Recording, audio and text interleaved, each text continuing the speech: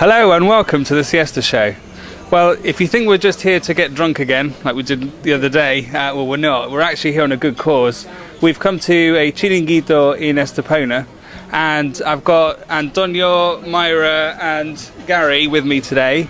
And we're here on a good cause because Antonio and Myra from Costa Advice Bureau are campaigning to save the Chiringuitos, because I don't know if you know, they're a bit under threat at the moment, that they're supposed to be taken off the beach and moved somewhere else, but we'll understand that a bit more in a minute. So before we tuck in, we're waiting for a paella as well, but before we tuck in, Antonio's going to give us a bit of a sort of a background into the Chiringuitos and what they are, and if you don't know what they are, I mean, you're going to learn now. And Myra's then going to go into the details of the campaign that they're running to help save these Chiringuitos.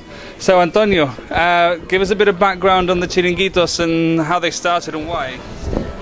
Hello to you all. Justin, long time we haven't seen.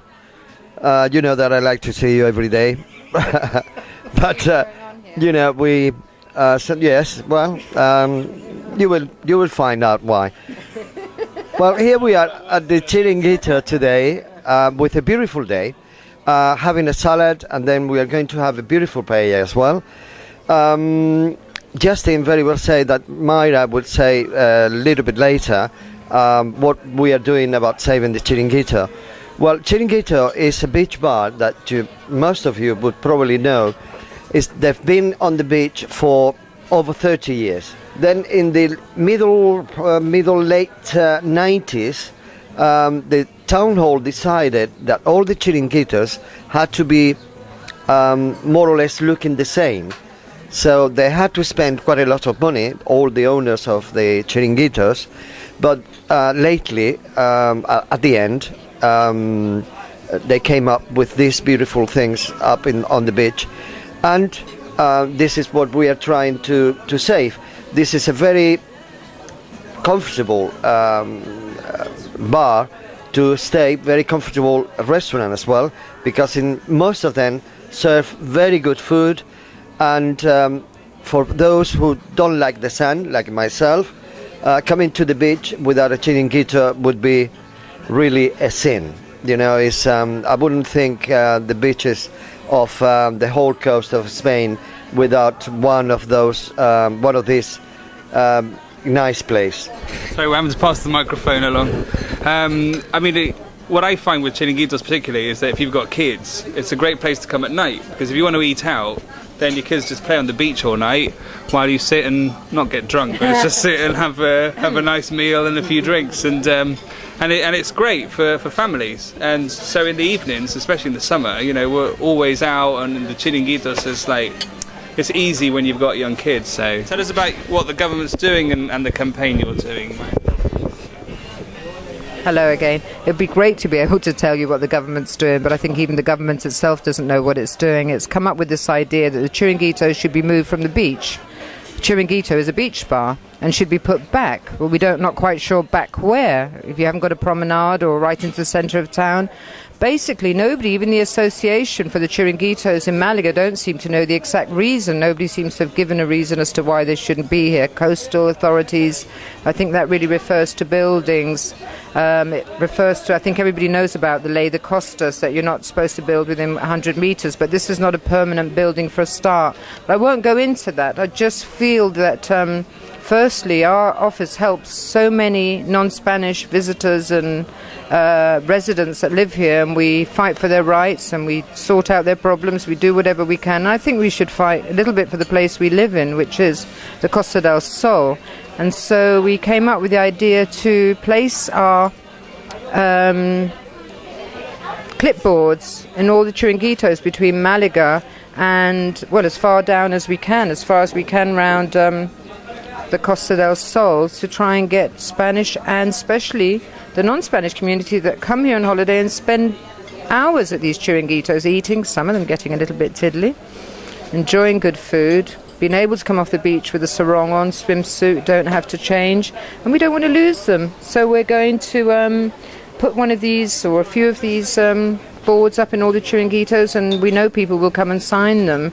And this is a bit of a European British expat Irish attempt to help and really to support the place we live. Don't always moan about it. I think we'd like to support and see that these don't go, because this is for tourism. Yeah. I mean, this basically law it's coming from Madrid, isn't it? It's starting in Madrid, where they don't really have Chiringuitos, so... Exactly, so really I don't know why they're getting involved, because maybe, you know, if they haven't been down on holiday, obviously don't understand. I mean, later on I'm sure you'll pan and you'll look at the deck chairs and the sun lounges. It's such a beautiful place to be. We can't imagine life here without them. They're dotted. There's one... not even 100 meters. They're every 100 meters on the beach, and I mean, like you say, at night. Yeah. But the association of the businessmen of the beaches obviously are campaigning, or they haven't thought to get signatures yet. They're thinking about it, and there's a lot of support from a lot of the councils along the coast. Yeah. Do you want? They've had a reprieve this year. Well, they're talking about Marbella particularly. They've said just in the last few weeks that for this summer, they're okay, but I think that's basically the fact that it'd be very hard to dismantle them that quickly. But I mean, I think that if we get enough signatures, I can't see how they could dispose of these lovely beach bars. Antonio, have you anything to add on that? Well, I wouldn't think the government is just threaten all the Chiringuitos on the whole coast in Spain. But I think, like the Malaga Association of beach bars businessmen, they're fighting for it. I think I hope that at the end that we reconsider the situation and don't let the Chiringuitos disappear from the beach, because it would be the beach would be the same. This is the amount of jobs. The amount of jobs is thousand and thousand and thousand. The whole of Spain. Only in the province of Malaga, we were told there are over 300 Chiringuitos. So multiply that by 4, only by 4, and you will get a minimum number of employees, plus the enjoyment of everybody that come here. Hi, Gary Beaumont from the resident newspaper. I think really we are talking about the ley de costas here, and I think basically this is a law brought in just over 20 years ago with really good intentions. Spain has been criticised for overbuilding, over construction on the coastal areas, and I think the law in essence is a great idea.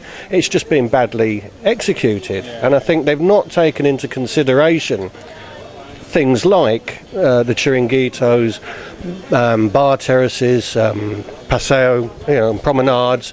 I mean, for instance, in Manilva, just in Sabanillas, just down the road, a good portion of the paseo, the promenade, is actually in public land, and many of the bars and businesses there have been penalised through no fault of their own over this law. And you get on to Castillo de la Duquesa, actually half the village is under threat of demolition if the law is applied to the letter. And I think this is the problem here. They bring in laws like this are brought in, and then they decide how to implement them. And I think this is the issue.